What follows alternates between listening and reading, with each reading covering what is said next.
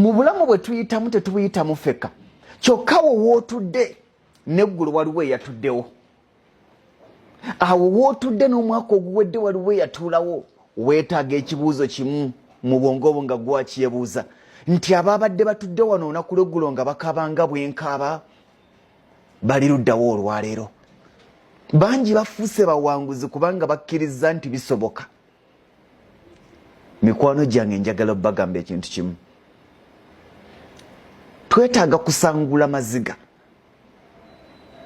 Obusungu landlord bwakussaako ng'akubanja n'akuswaza mu bapangisa banno n'akonkona endabirwamu n'aziyiwa nali ewa baasi emasajja naye nga lwazze okubanja. Bw'oba n'amagezi ofuna amaanyi agazimba ennyumba eyo. Aba living a comfort zone up to now bakyapangisa. Ekyamakulu kye banoonya mizigo girina comfort.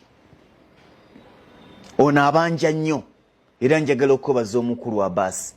Abaalina amagezi abamanya nti obupangisa kunyigirizibwa, kuswazibwa, kusoomozebwa bafuuka ba landlord. Abaava ku nnyumba za baasi ne banoonya landlord atabanja paka kati bakyali mu bupangisa. Si kye twetaaga. Twetaaga akaseera akatunyigiriza katuzuukusa obwongo. Togenda kufuuka mukozi okujjako ng'olina gy'osoose okugenda okusaba ssente ne bazikuma. Togenda kuyiga kwetengerera okujjako ng'oddukiddeko bulijjo gy'oddukira bakutaase ne bagamba tetulina. Nze tosobola kuŋŋamba nti Mukama akwanukudde kubanga afuna ekitongole ekiweerera omwana wo. Gwe olituuka ddi ku leve eweerera ku baana b'abalala. Nze Mukama yannyamba munnange. Nali ndi awo waliwo ekitongole eky'abazungu ekyajja ate kano kannankinga tebaakatwala.